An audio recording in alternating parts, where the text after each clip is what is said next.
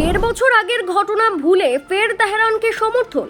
Israel ইরানের আকাশ দখল নিতে 3 কারণে চাপে পড়ে গেল পাকিস্তান। কিন্তু মধ্যপ্রাচ্যের এই যুদ্ধে কেন নাক গলাচ্ছে পাকিস্তান? দেড় বছর আগে ইরানের সঙ্গে এমন কি ঘটেছিল? ইরানকে সাপোর্ট করার পেছনে পাকিস্তানের কোন স্বার্থ লুকিয়ে রয়েছে? এভাবে নিজের বিপদ নিজেই ডেকে আনছে না তো পাকিস্তান? দেখুন, ইরান ইসরায়েল যুদ্ধে কেন চাপে পাকিস্তান।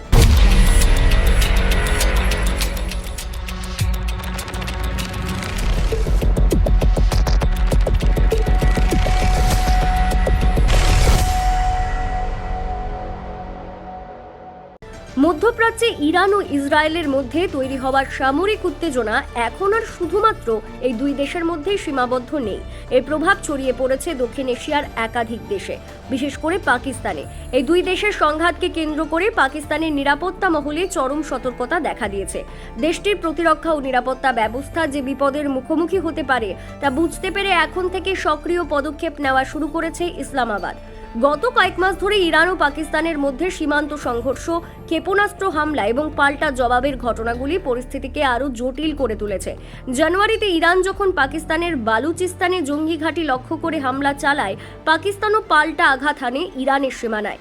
এরপর সম্পর্ক কিছুটা স্বাভাবিক হলেও এখন নতুন করে উদ্বেগ ছড়াচ্ছে ইরান ইসরায়েলের সাম্প্রতিক সংঘর্ষ। ইরান ইসরায়েলের যুদ্ধ পরিস্থিতি যতই ঘনীভূত হচ্ছে, ততই পাকিস্তান তার আকাশপথ এবং সমুদ্র পথের নিরাপত্তা জোরদার করছে। বিমান বাহিনীকে নির্দেশ দেওয়া হয়েছে যেন কোনো রকম সন্দেহজনক গতিবিধি নজর এড়াতে না পারে। পাশাপাশি নৌবাহিনীর কাছেও সজাগ থাকার বার্তা দেওয়া হয়েছে। পাকিস্তানের নৌসেনা প্রধান অ্যাডমিরাল নাভিদ আশরাফ সম্প্রতি এক বিবৃতিতে বলেছেন, বর্তমানে পরিস্থিতি আন্তর্জাতিক সমুদ্র পথেও প্রভাব ফেলছে। আমরা চাই আমাদের নৌবাহিনী আরও প্রযুক্তি নির্ভর, অভিযোজনশীল ও কার্যকর হোক, যাতে যে কোনো পরিস্থিতির মোকাবিলা করা সম্ভব হয়। ইরান ইসরায়েল সংঘর্ষের জেরে যদি বৃহৎ পরিসরে যুদ্ধ শুরু হয়, তবে তা পাকিস্তানের অর্থনীতির উপর ভয়াবহ প্রভাব ফেলতে পারে বলে মনে করছেন বিশ্লেষকরা। ইতিমধ্যে আন্তর্জাতিক বাজারে তেলের দাম বাড়তে শুরু করেছে, যা পাকিস্তানের মতো তেল নির্ভর দেশের ক্ষেত্রে বিরূপ প্রভাব ফেলবে। বালুচিস্তান অঞ্চলে ইরান থেকে আসা জ্বালানির ওপর নির্ভরতা রয়েছে। এই জ্বালানি সরবরাহ বন্ধ হলে স্থানীয় জনজীবন বিপর্যস্ত হতে পারে। পাকিস্তান সরকার এই মুহূর্তে কূটনৈতিক স্তরেও সচেষ্ট।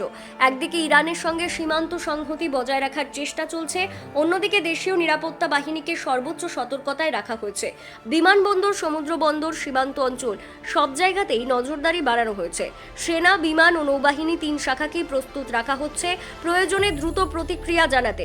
সাধারণ মানুষের মধ্যেও একটা অস্বস্তি কাজ করছে। সংবাদ মাধ্যমে যুদ্ধের খবর, জ্বালানির মূল্য বৃদ্ধি, সীমান্তে টান টান পরিস্থিতি, সব মিলিয়ে পাকিস্তান যেন এক অজানা বিপদের আশঙ্কায় দিন কাটাচ্ছে।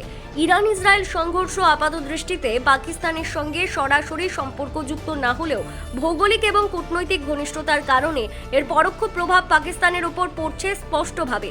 শুধু সীমান্ত সুরক্ষা নয়, অর্থনীতি, জ্বালানি সরবরাহ, অভ্যন্তরীণ নিরাপত্তা সবকিছুকে কেন্দ্র করে যে জটিল পরিস্থিতির সৃষ্টি হয়েছে, তা থেকে সহজে মুক্তি মিলবে না বলেই মনে করছেন বিশেষজ্ঞরা। ব্যুরো রিপোর্ট, অজানার দেশে।